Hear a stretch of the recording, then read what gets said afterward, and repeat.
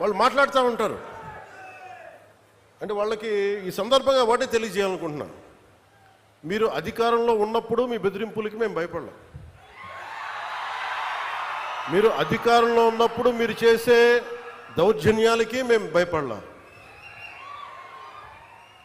అలాగే మిమ్మల్ని తగ్గించడం కూడా నాకు ఇష్టం లేదు.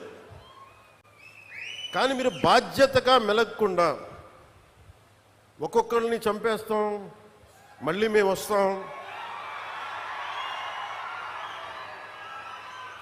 అని మీరు పిఠాపురం లాంటి చోట కూడా మీరు చిన్నపిల్లల మధ్యలో కాస్ట్ ఫీలింగ్స్ పట్టుకొస్తే మిమ్మల్ని మీ అధోగతికి నేను ఏం మాట్లాడను, మీ దిగజారుడుతనానికి నేను ఏం మాట్లాడను. ప్రకృతిని ప్రేమించేవాడు, తల్లిదండ్రులను గౌరవించేవాడు చేసే పనులా ఇవి? పిల్లలకి కులాలను పట్టుకొస్తామా, ఆపాదిస్తామా? వేరే దారులు లేవా మీకు పాలిటిక్స్ గురించి మాట్లాడడానికి?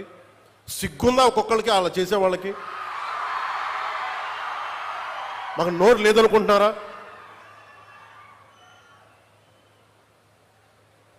కూర్చొని మీరు కాంట్రాక్ట్లు వేస్తే కాంట్రాక్ట్లు వేసిన వాళ్ళందరినీ మేము బెదిరించేస్తాం, జైల్లో పెడతామంటే ఏమనుకుంటున్నారా మీరంతా?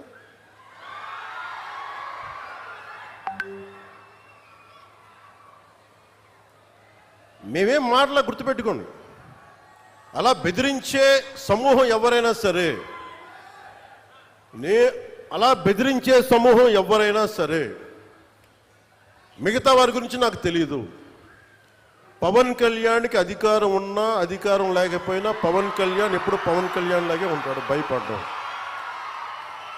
చాలా ఇంట్లోంచి బయటకు వచ్చేటప్పుడు తిరిగి వెళ్తాం లేదు అని డిసైడ్ అయ్యే వస్తాం.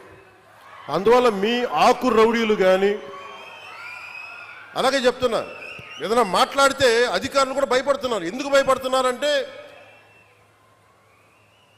చెవుల్లో చెప్తారు, అదే సార్ వాళ్ళ వెనక చాలామంది రౌడీలు ఉంటారండి, కిరాయి హంతకులు ఉంటారంటే, మీకు కరెక్ట్గా యోగి ఆదిత్యనాథ్ లాంటి ట్రీట్మెంట్ కనుక ఒక్కొక్కడికి ఇస్తే, ఒక్కొక్కడికి రౌడీజం అంటే కాలు కీలు తీసి మడత పెట్టి కింద కూర్చోపెడితే, అప్పుడు కరెక్ట్గా చెప్తా, కరుడు గట్టిపోయిన జీవితకాలం ఒకే మనం వాళ్ళకి ఏకీభవించవచ్చు, ఏకీభవించకపోవచ్చు. నక్సలైట్స్ తోటి, వామపక్ష తీవ్రవాదులతో మనం ఏకీభవించవచ్చు, ఏకీభవించకపోవచ్చు.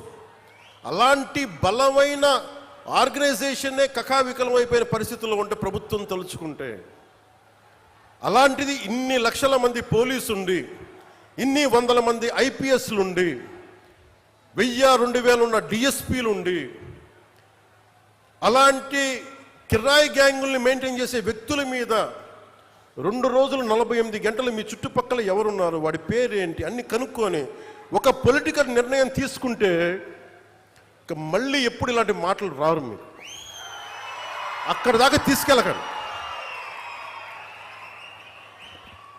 మీరు ఇదే చెప్తున్నాను ఇంకొకసారి, సామాజిక మాధ్యమాల్లో కానీ విదేశాల్లో కూర్చొని వాగే వాళ్ళతో సహా ఇక్కడ కూర్చొని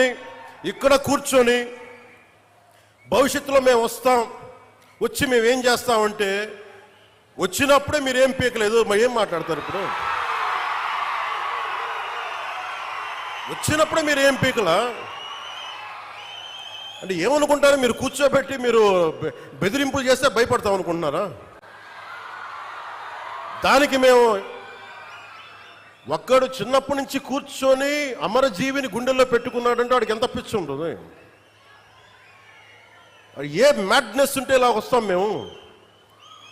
ఏ అండదండ లేకుండా పార్టీ పెట్టి ఇక్కడ దాకా వచ్చామంటే ఎంత కమిట్మెంట్ ఉండాలి నీకు, సమాజం మీద, దేశం మీద, రాష్ట్రం మీద, ప్రజల మీద?